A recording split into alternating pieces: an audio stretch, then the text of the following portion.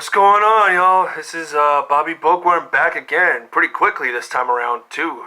The turnaround for this book, I was kind of reading it along with Fault Lines, although not as fast as a rate, but I finished in pretty short order. This book is called Red, White, and Black, Rescuing American History from Revisionists and Race Hustlers. It is edited by Robert L. Woodson Sr., who is the head of the Woodson Center. And also this is in conjunction with the 1776 Unites group. You have quite a few authors, including Shelby Steele, Clarence Page, John Sibley Butler, Jason D. Hill, Coleman Cruz Hughes, John McWhorter, Carol M. Swain, and quite a host of others as well. Reverend Corey Brooks from New Beginnings Church of Chicago and CEO of Project Hood Communities Development Corporation. If there's anybody in Chicago that knows of Corey Brooks, holla at your boy. But yeah, I literally just got done finishing this not that many minutes ago. And I gotta say, it's not really... At first I thought this might be a counterweight to what is known as the 1619 Project. I wouldn't necessarily say that per se. What I would say is that 1776 Unites, which is an Emancipation Books, which is the book publisher of this particular book, I would say is more trying to take a more pragmatic approach to history, and they try to say that 1619 is not the founding of our country, that it's 1776 with the Declaration of Independence. Also, this is a book that very much is a critique of the 1619 Project. I think that's fair to say. It's very much a critique of it, but it's not just by one person, but by many individuals.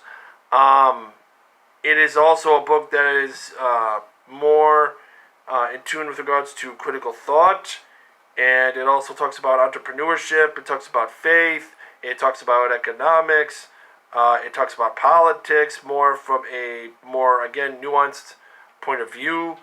It talks about what is referred to by, let me see here, by John Sibley Butler, who mentions Deirdre McCloskey, and who wrote the book The Bourgeois Virtues, Ethics for an Age of Commerce, which is another book, I guess, to look into. But I mean, this is really interesting stuff, I would say. I would say if you're a person who is open to critical thought and a free thinker and someone who looks to look at either history and certain topics or certain institutions of the country from two different points of view, I'm not going to tell you to not read the 1619 Project. What I will say is that Red, White, and Black is a fair critique of it, and just so everyone's aware, yes, every author is an author, including the editor, is of African American descent. For those who are wondering, given the title of the book, that is Woodson Sr. That's his particular contribution biography. There's a few others. They don't necessarily have pictures, but I'm sure if you look up the authors in this book, you will find them.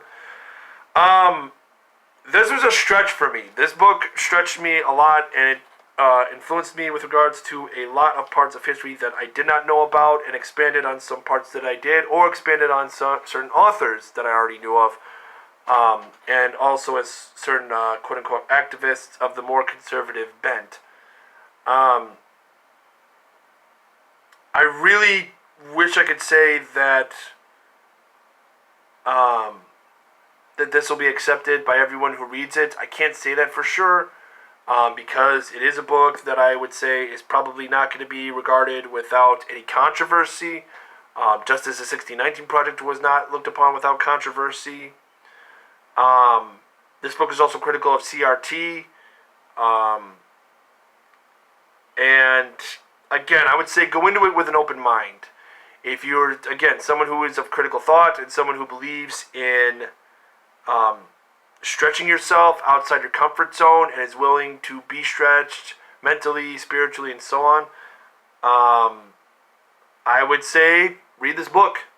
Read this book, digest it, take time, and again, with all my reviews, I keep urging people, please, critical thought, stretch your mind, and really, at the end, make your own conclusions at the end of the day. This is Bobby Bookworm with Bobby's Book Review, and hopefully it won't be too long before my next one. Peace.